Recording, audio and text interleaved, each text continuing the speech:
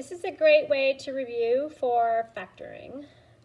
We are on homework 10, which is a big review, but I just wanted to show you this document. Ooh. Hopefully you can see that.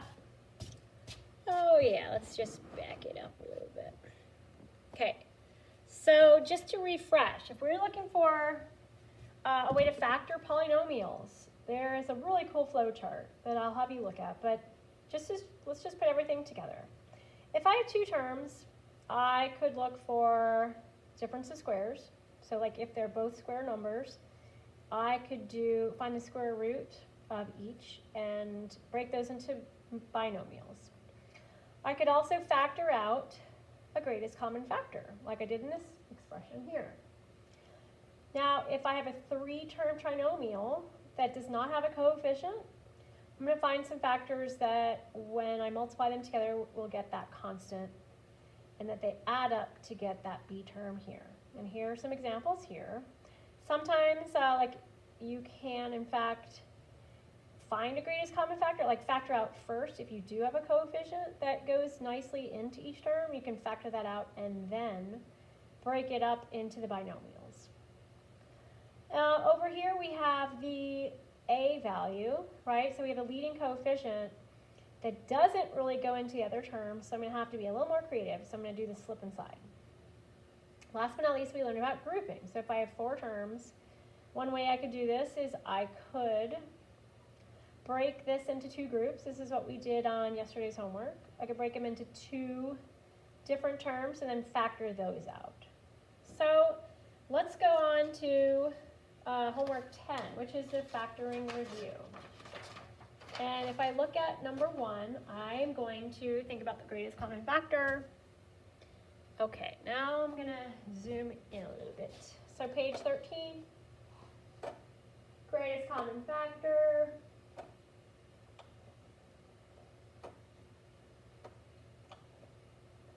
Okay, so if I look at number 1, I think that, I think 3 goes into both. So I'm going to go ahead, I'm going to pick 3.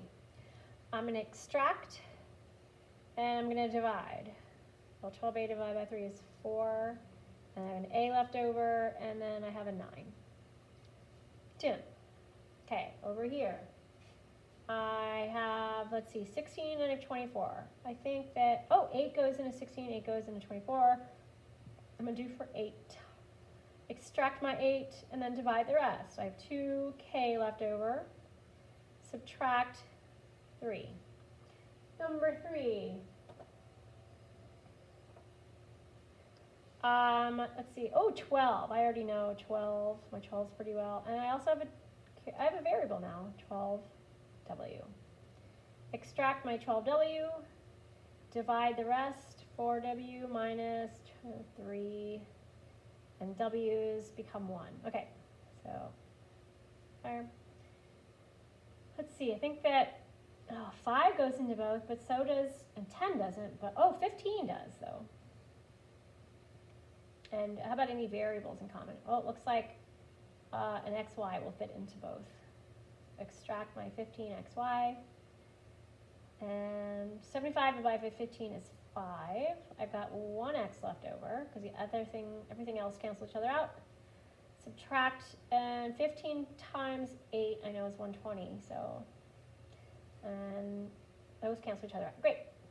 Over here, I can look at, I see 2 goes into all these, and it looks like I have a low a, and I have 1b. Looks like 2ab is going to be the smallest, 2ab. And I'm going to divide the rest. 4ab plus b squared. Yep. Okay. From all of this, it looks like, I know they're all even, so 2 would, 4 doesn't, but maybe, 6 goes into all of them. So 6, m is in everything, and the lowest exponent is 2, and then I have an n, that's my lowest n. Okay, 6m squared n. And then I have 5m squared, n squared, yep. I have to subtract my middle 2 mn. And then these cancel each other out. But remember, they become 1, not just 0. Okay, so they cancel each other out to become 1. Difference of squares. Let me make sure I'm not running out of room. Okay, I'm not. Good. Difference of squares. So just to go back, the square root of x squared is x. Square root of 81 is 9. So I can go ahead and do my template, x plus 9, because I have to have two different signs, x minus 9. Okay. So going forward, I could just write the square root down here. A is the square root of a squared, and I should have 5b is the square root of the second term. A plus 5b, a minus 5b.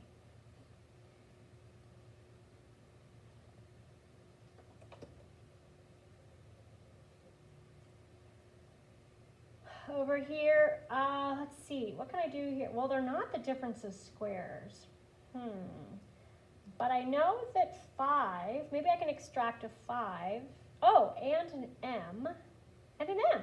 How about 5 mn, and see what happens next. So let's extract a 5 mn.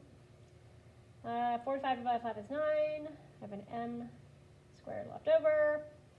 And then I'm subtracting 1 because they cancel each other out. Oh, that's a square number. So I have 3m is the square root, and I'm going to do this. That's the other, right?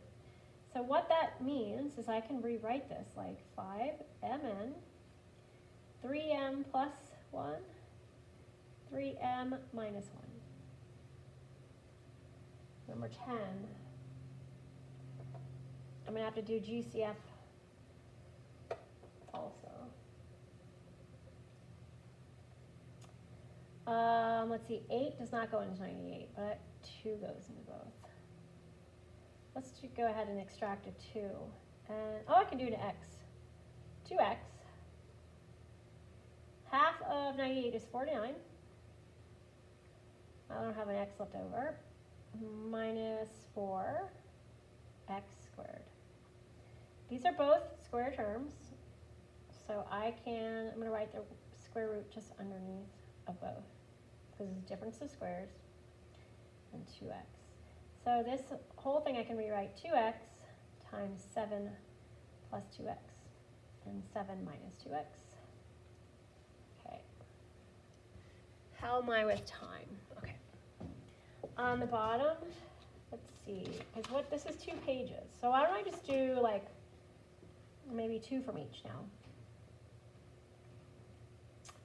11, let's see. So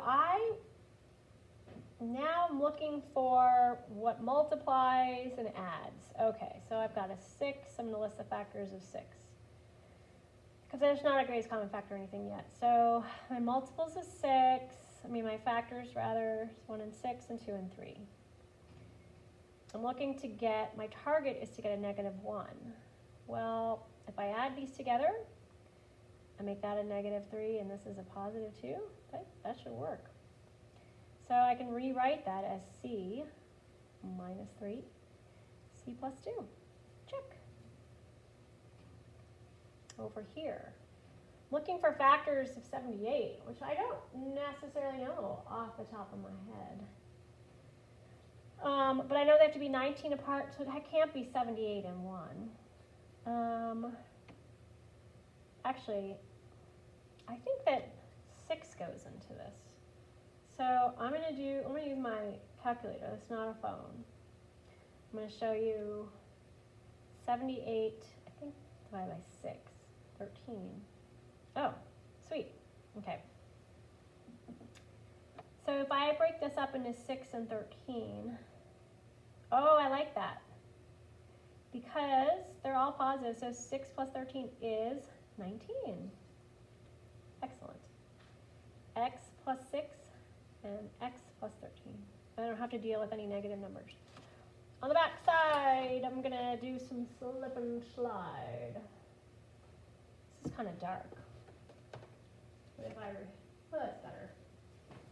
if I look at number 17, slip inside. So remember, this gets a little trickier because I have to, first of all, I'm going to check for a greatest common factor. Like, does 2 go into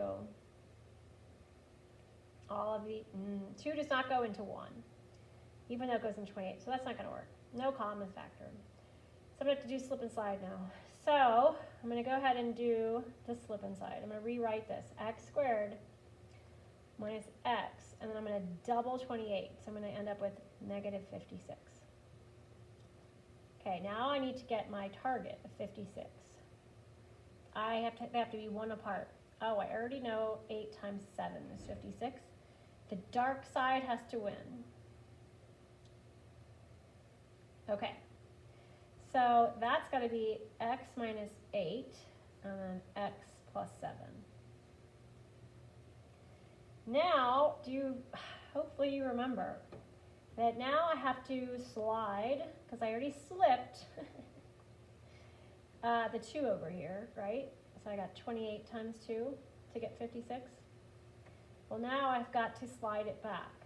So I'm going to go, since I already multiplied it by the constant, now I have to divide it by the constant of both terms. Divide it by 2. And if I can't reduce it anymore, then I'm slipping this 2 back over. So 2x plus 7, that's as factor, or as reduced as I could get it. But 8 over 2, I can actually simplify that, reduce it, whatever you want to say, into 4 over 1.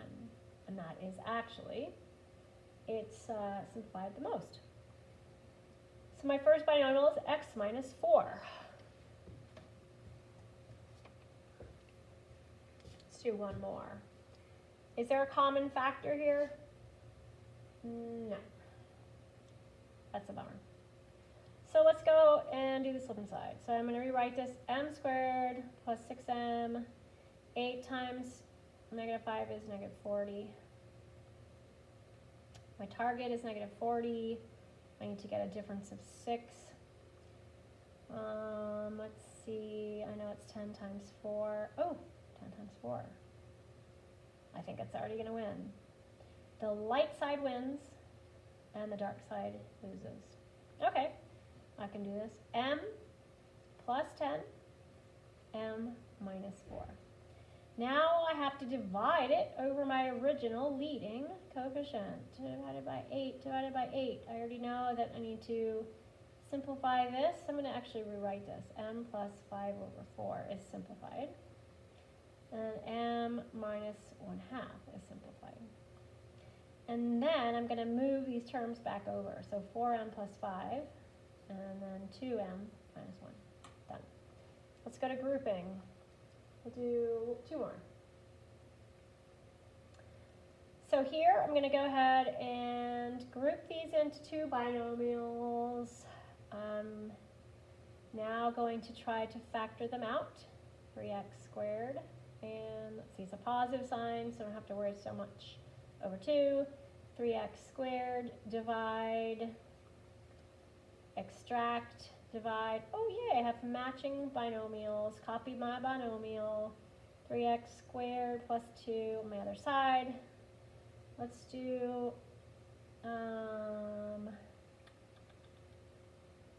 24.